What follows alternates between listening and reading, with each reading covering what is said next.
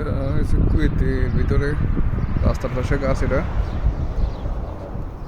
এগুলা এই যে এটা কি ফল না জানি, এগুলো কি ফল হইতে পারে, আমি আগে কখনো দেখি নাই। যেগুলো ফাইকে গেছে, দেখতে লটকনা মতো দেখা যায় কিন্তু লটকন না, এটাই অন্য এক জাত।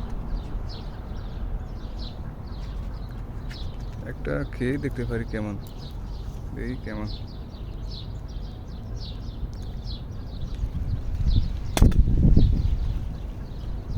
ভিতরে এমন